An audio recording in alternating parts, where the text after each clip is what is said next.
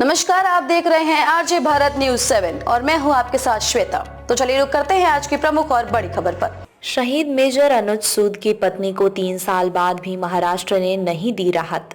Bombay high court ने लगाई फटकार। ये निर्णय सीएम को प्रशंसा दिलाएगा। गुरुवार को जस्टिस गिरीश कुलकर्णी और जस्टिस फिरदौश पुनीवाला को बेंच ने कहा कि राज्य सरकार के पास त्वरित निर्णय लेने के साधन हैं। शहीद के परिजन को राहत देने में चुनाव बाधा नहीं हो सकता है। बेंच ने फिलहाल सरकार को इस मामले में निर्णय लेने के लिए 10 अप्रैल तक का समय दिया है। बेंच ने कहा कि सरकार की ओर से इस मामले में बड़े दिल से निर्णय लिया जाए। ये निर्णय मुख्यमंत्री को प्रशंसा दिलाएगा। 15 साल महाराष्ट्र में न रहने के चलते राहत अटकी। इससे पहले सरकार ने सूद की पत्नी को सरकारी योजना के तहत आर्थिक लाभ देने से इनकार कर दिया था। सरकार के सैनिक वेलफेयर विभाग ने शहीद की पत्नी को इसलिए लाभ के लिए अपात्र ठहरा दिया था क्योंकि उसके पति लगातार 15 सालों तक महाराष्ट्र में नहीं रहे थे और उनका जन्म महाराष्ट्र में नहीं हुआ था।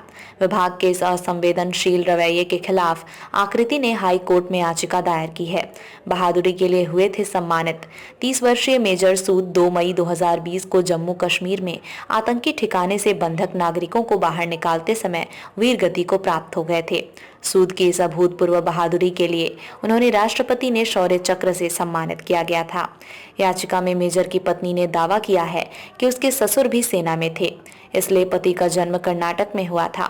उनका पुणे में घर है। देश के लिए बलिदान देने वाले उसके पति पुणे में सेटल होना चाहते थे। बॉम्बे हाईकोर्ट ने शहीद मेजर की पत्नी को राहत देने को लेकर निर्णय में देरी पर नाराजगी जाहिर की है।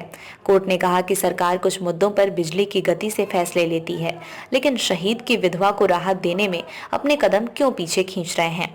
इतने महत्वपूर्ण विषय पर निर्णय लेने में देरी स्वीकार्य नहीं है। फैसले में विलंब से सरकार की बदनामी होगी। सरकार के पास तेजी से निर्णय लेने की क्षमता है। मुख्यमंत्री के लिए तो ये एक बहुत छोटा मुद्दा है। कोर्ट में 30 वर्षीय शहीद मेजर अनुज सूद की पत्नी आकृति की याचिका पर सुनवाई चल रही है। याचिका में सूद की पत्नी ने याचिका में सरकार के 2000 और 2019 के जीआर के तहत आर्थिक राहत देने का निर्देश देने की मांग की है। खबरों में अब तक के लिए बस इतना ही।